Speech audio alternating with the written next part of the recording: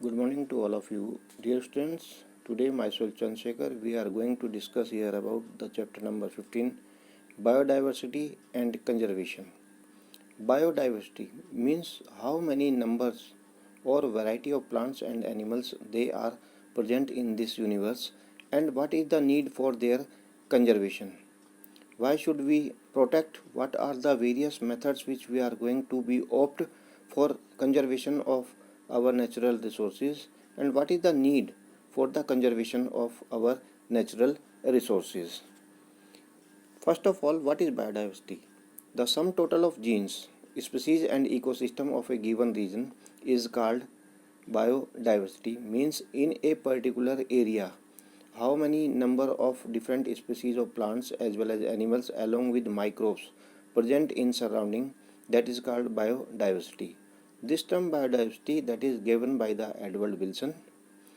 Three levels of biodiversity they are there. One is genetic biodiversity, species biodiversity and ecological biodiversity. Now one by one we are going to discuss about all these three levels of biodiversity. First, there is genetic biodiversity. Genetic biodiversity means variation of genes or chromosomes found in a species is called gene diversity. For example, there are more than 50,000 genetically different strains of rice. Means they are having different characteristics in them on the basis of the genes present in them. Same, more than 1000 varieties of mango they are present in India. It also happens in case of raw wolfia, which is found in Himalayan region.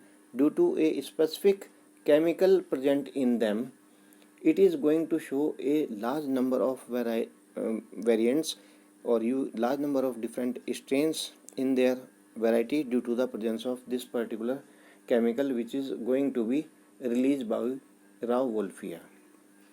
Second, species biodiversity.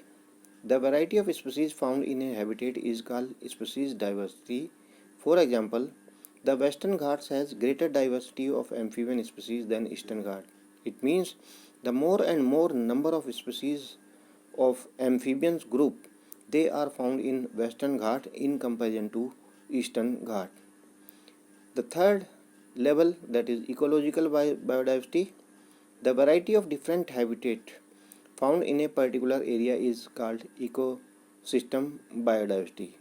Different habitat means that particular ecosystem is going to provide what type of conditions for the survival of a species in that particular area, that is considered as the ecological biodiversity.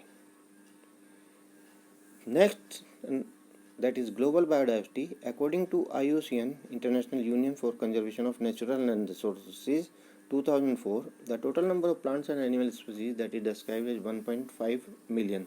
It is estimated that global biodiversity has 7 million species in them.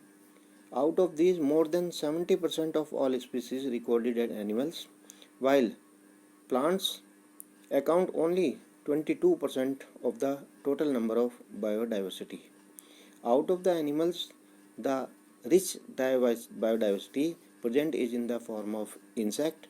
70% of the animals they are is in the category of insect. It means out of 10 animals, if we are going to check the number of insect, we will find out that out of the 10, 7 the species of insects they are present in the particular biodiversity. Next, there is measurement of biodiversity. What are the measurement of biodiversity? Biodiversity is measured in three ways. Number one, alpha biodiversity. It refers to the number of species found in the particular area. Beta biodiversity, it is the comparison of biodiversity between two habitat, means same type of habitat is having how many number of species in that particular region. Gamma biodiversity, it is the measure of overall biodiversity in large land scale, means in total universe what is the area of land and how many number of species they are present in that particular region that is considered as the gamma diversity. Thank you. Have a nice day.